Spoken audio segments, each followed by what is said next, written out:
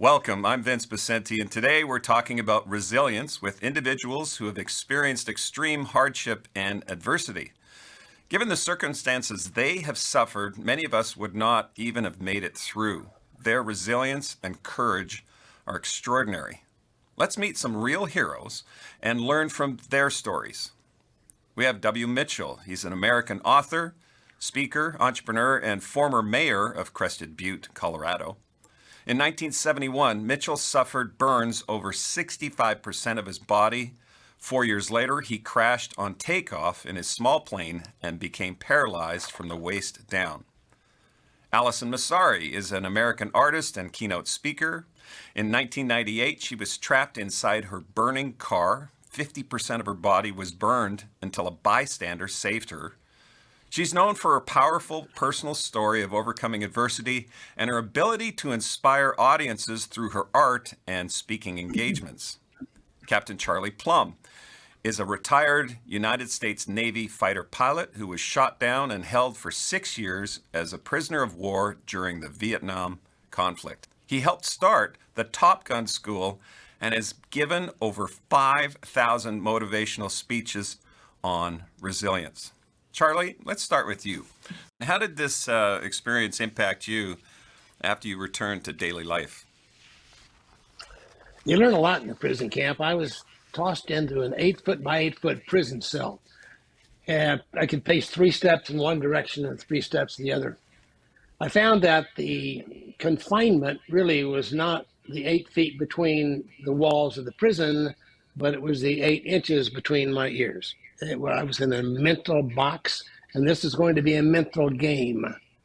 So I figured from the very beginning, well, not quite from the very beginning, but 3 or 4 months into my experience, I figured out that it really was something I could control, that everything around me was descending upon me. But oh, by the way, I could still choose my attitude. I could still choose my approach to life. I could still answer to myself and to my God what was going through my mind and what was going to happen to me. Now, Charlie, when you speak to audiences, they're sitting there mesmerized by your story. I know this firsthand. What kind of takeaways do your audiences get from your speeches? You know, I don't come out and say this, but the best response I can get is somebody who walks away saying, boy, if he can go through that, my divorce is not quite that bad.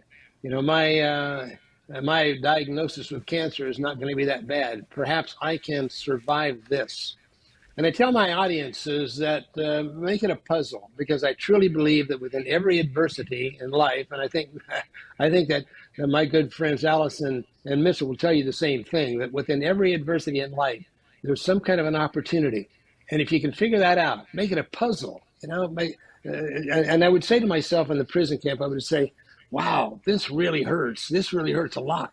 What the heck is the value in this? And I searched for the value within the adversity, because I truly believe that, I say this in my speeches and my books, adversity is a horrible thing to waste. Mm-hmm.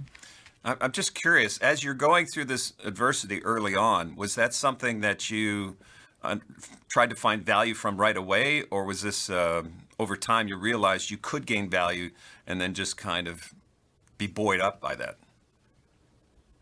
It took about 3 or 4 months, and in comparing this with the other 570 guys, everybody came to kind of a realization after 3 or 4 months.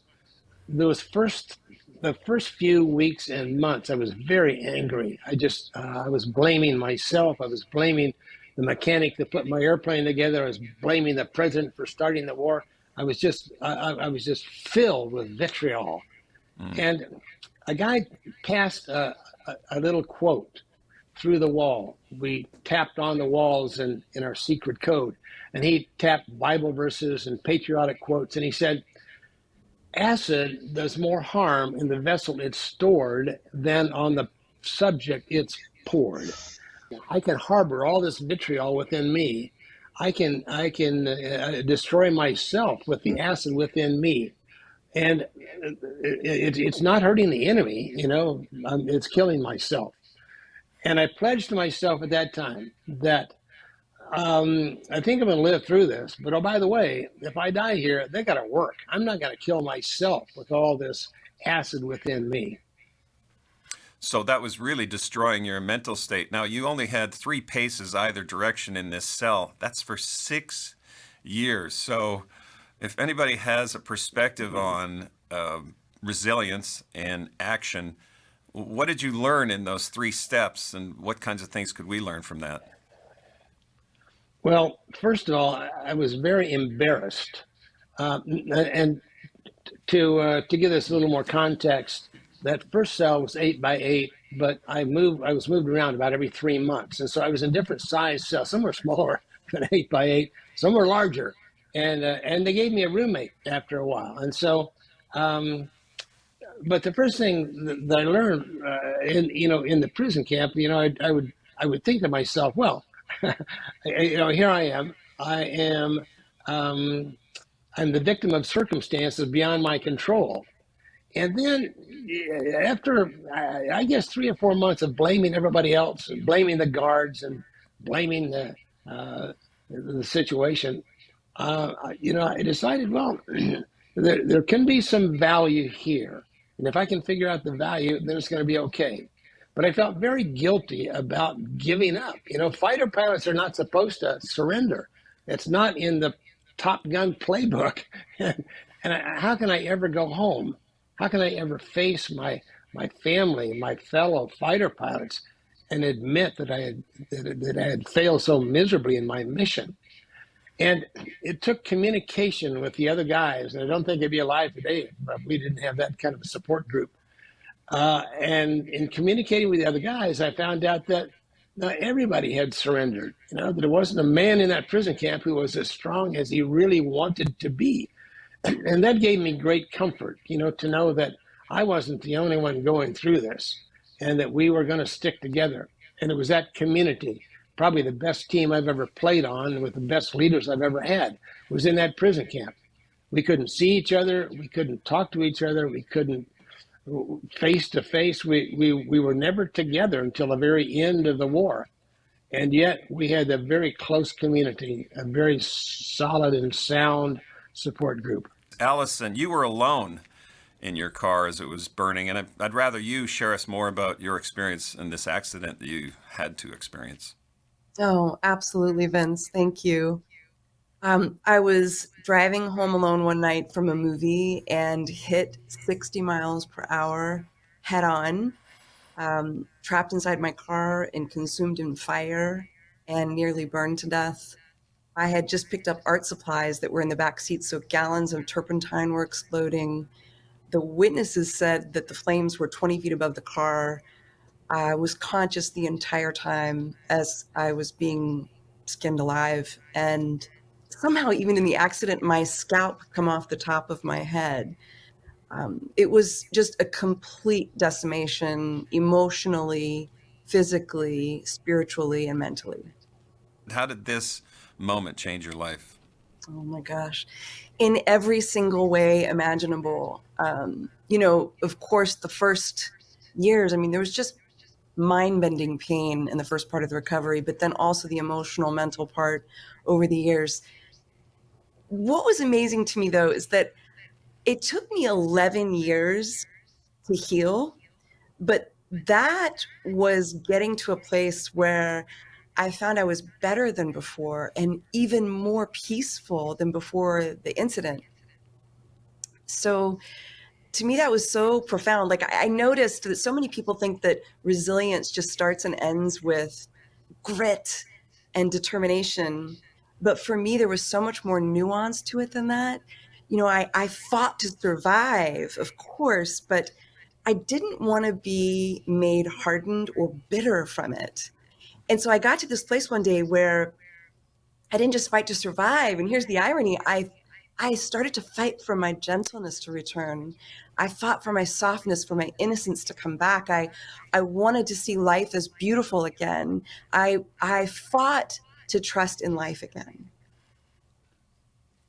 Well, we're hearing something similar from Charlie, right? His experience of being that acid within, and as he referred to it. So To be able to Right. take that approach, you're going through dark times. I'm just curious, what did people say that didn't help when you were going through this? Mm. People had the best of intentions, of course, but for me, it was cliches like, um, what doesn't kill you makes you stronger, or everything happens for a reason. When someone is in an acute phase of suffering, cliches don't really hit the mark and offer that support that's needed. I found someone said to me once, in the hospital, like, what doesn't kill you makes you stronger. And I actually had the thought, well, maybe this could still kill me. We just don't know where someone is in their journey internally. And like, we would never go to a mother holding her dying child and say, everything happens for a reason. We just would never think to say that to somebody because it doesn't hold the compassion. So this is why I throw these statements out altogether. And what do you think they should say instead? I mean, really, like, it's so simple. Like, our kindness, just listening, our presence is profoundly supportive for a person who's suffering. It's that simple. And talk about silence. What if they don't know what to say? What does the Uh, silence do? oh my gosh, really, like I said, it's just presence, just being there for somebody, letting them talk, letting them lead is so important. And it's better to do something than nothing. I always tell people, just even sending a card or leaving a voice message or flowers on their doorstep, these simple acts, they let someone know that you care. The absence of doing anything can be misunderstood, and people might think that you don't care. So anything little helps so much. Same question for you. In your speeches, and I've also seen you speak live, and the takeaways, people are taking notes during your talk. But what are the takeaways you intend to deliver based on your experience that can help them, whatever their struggle is at that time? Thank you for asking that. I've always believed, like, in my journey, I learned there were tools that were so helpful for me. And so I've always believed in really sharing that because I experienced firsthand that resilience can be learned, that it's a skill that you nurture and practice. And for instance, like, a tool that I would start with is curiosity, actively engaging your curiosity, seeing life as a school and seeing yourself as open, learning something new, and always ready to find a solution for any problem or challenge. I also love to talk about defiance, but not in the way people are used to using the word defiant, like a rebellious child or teenager, but defiant on behalf of your light to keep shining, no matter what is happening to you. Like, it's an act of defiance to choose your peace instead of bitterness. And it's an act of defiance to not let our anger take over. And in extreme situations, for me, defiance looks like choosing to resist hopelessness. And there are others, there's so many other tools I could teach. One last one I'll share is being adaptive, being adaptable. So, like, you keep trying things, but if something doesn't work, you try something else. You keep moving forward. There were so many moments on my journey that were so painful, and some where I was actually told there was no hope. Like, experts said, there's no hope. And I grieved deeply the first time this happened. But then I woke up one day and I thought, no, somebody somewhere on this planet is going to know how to help me. Mm. And just aligning myself with that higher belief propelled me into a solution-based approach. Just the effort I made, steps I took every day, going rabbit holes that led nowhere sometimes, that slowly moved me out of a victim state of feeling helplessness, Mm-hmm. slowly into an active state of feeling empowered. Well, Charlie talked about looking for the value that can come from that. You're talking about basically understanding that to go from victimhood to having some sense of control of destiny here. And That leads us to W. Mitchell. Now, you and I have been friends for over 20 years, 25 years, and from the beginning, two horrific experiences that changed your life. Could you just tell us about them? Well, Vince, amazing life that's led me to this television screen right now, uh, talking to a whole lot of people who don't or perhaps haven't understood resilience as well as they may after watching this program. And two examples you've heard from already. And I think about Charlie because I'm a pilot. And I think about Allison because I've been burned myself. And yet all three of us have chosen in our lives to be teachers instead of survivors. And pretty amazing life I live. I was spending the best day of my life one day when I was driving my brand new motorcycle to an airport where I got in an airplane, and for the very first time in my life, I soloed. I flew the airplane by myself, no one else in it, no one there to tell me what to do, no one there to help me in case I made a mistake. And after that remarkable experience on my brand new motorcycle, a day-old motorcycle that was the biggest, powerful motorcycle you could have, I was driving to my job, driving a San Francisco cable car. Now, I know a lot of your viewers today know what a cable car is, and if they don't know exactly what it is, they've seen a Rice-A-Roni commercial. So they have a pretty good idea of that bell that rings and that wonderful ride you take up the incredible hills of San Francisco. And at an intersection, I'm sure I was thinking about the motorcycle, fabulous, strong, powerful bike. I'm sure I was thinking about the airplane ride that morning. That's a memorable day. But what I wasn't thinking about was a laundry truck that ran through a stop sign and smashed into my motorcycle, knocking it to the ground, and the gas cap popped open. And out poured 2.5 gallons of gasoline all over me, and the heat of the engine ignited it, and I became a human bonfire. And were it not for the incredible response from a car salesman working in a dealership on the corner that day, who tore a fire extinguisher from a wall and rushed out into the street, not thinking about himself, not thinking about how can I do this, but only thinking about what if I take action now? And by him taking action, I was still alive when the paramedics arrived. And thanks to them and that car salesman, I later learned, a former Marine like myself,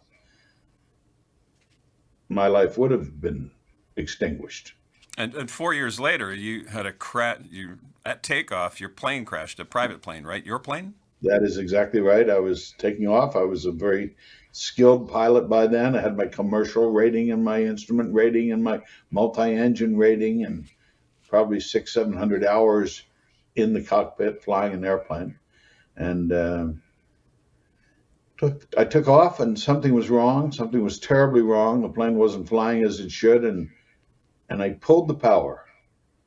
I felt there was still some runway left. I could get it back on the ground, and the plane stalled. Oh. Now, for Charlie and myself, that's the most horrible word in the aviator's lexicon, because stalling doesn't mean that the engine stops running. Stalling means that the wings stop flying, and the plane smashed like a rock back onto the ground. I had to get out of the plane. I had to get out right now because the tanks were completely full of aviation fuel. I had to get out, and I tried to lift myself, and I had, my feet must have been stuck under the rudder pedals. I had to try again. I had to lift myself, and then I felt the pain in my back, and then I felt the numbness in my legs, And 2 days later, the doctors told me I'd never walk again. Told me I'd have to use a wheelchair to get around for the rest of my life. Well, that's not fair. That's not fair. Why me? And it was years later, having met people like Charlie and Allison, that I learned, why not me?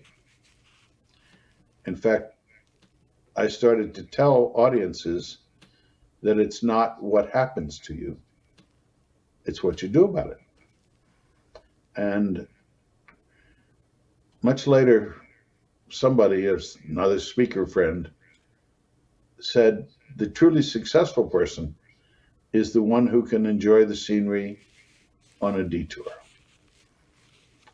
I've been on some detours in my life, and I've met some resilient people. And all these years later, I understand that it's what you focus on in life. That's what you get back. What you concentrate on is who you become. Pretty good lessons. Yeah. All of What us. have you learned?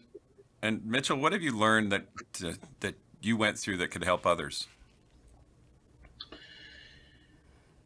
Well, I was walking down the streets of San Francisco not long after I was burned, because I could still walk at that point. And I was walking down the streets, and when people would look at me, I'd look away, afraid of the questions they might be asking with their eyes. But along that street one day, a guy was coming towards me. Could have been you, Vince. Could have been you, Charlie. Could have been you, Allison. Coming towards me. Well, it couldn't have been you, Allison, because this guy wasn't nearly as pretty as you. But anyway, I was watching my feet. Had become a world's expert on my footwear, because I spent a lot of time looking down so that I didn't have to answer the questions that people were asking with their eyes. But I looked up just for a second, and before I was able to look away, our eyes met, and he smiled at me. And I smiled back, and both our lives changed.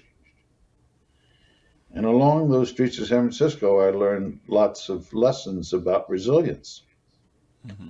Lots of lessons of getting back up when you've been knocked down. A lot of lessons in life that today all four of us are teaching to a whole lot of other people. What can others learn from your experiences that you went through? You know, one of the things that really made a difference in my life was forgiveness. Well, I'm a Christian and a religious man, but forgiveness is more than just a good Christian principle. It's a survival principle. And if you can learn to forgive the things that are around you, if you can get rid of this victimhood, you know, that you see so much of in our society, and if you can forgive other people for their wrongdoings, if you can forgive yourself, you know, for not being as strong as you want to be, if you can learn to forgive, I think that really is a major message that I'd like to give people. Mm-hmm. Well, Allison, I know you're itching to jump in here because that is our exact conversation a week ago. So what are your thoughts on that? Yes, Charlie, thank you so much for bringing that up. I agree with you wholeheartedly. I had to really reconcile so many feelings about that, even having to forgive God for letting all of us live in a world where somebody could burn. That took a long time. That was an incredible journey, though, inside of myself. So wholeheartedly agree with you, Charlie. I'm here really to bring hope. And if someone like myself, who's this tender-hearted artist, could go through such unimaginable darkness and come out the other side, then people can do this. It's possible for anyone. Well, some of the most powerful words that I've ever heard are two words: what's next? We can spend a lot of time worrying about what's past, or we can spend time saying, okay, It happened. It wasn't fair. It was fair. It shouldn't have. It must have. But what's next? What do I choose in my life to have happen rather than looking for bad guys and people to blame? How about what's next? What am I going to do with this program that I'm watching? What lessons am I going to carry forward? 3 relatively normal people, relatively ordinary lives, all with extraordinary stories that they've chosen to use to get to what's next. Well, thank you all 3 for participating in this. I'm quite sure we could have spent 3 hours on this topic, but what a gift that you've shared with us in terms of finding that value and being able to look to thriving instead of just surviving. And what's next? What's next for each of us? And moving and leaning in that direction. So thank you all for sharing your insights today. And to you, thank you for joining us. We trust that the different perspectives you heard will give you more clarity regarding the news and issues as they pass by us daily. As always, we continue talking about things that matter with people who care, thanks to viewers like you.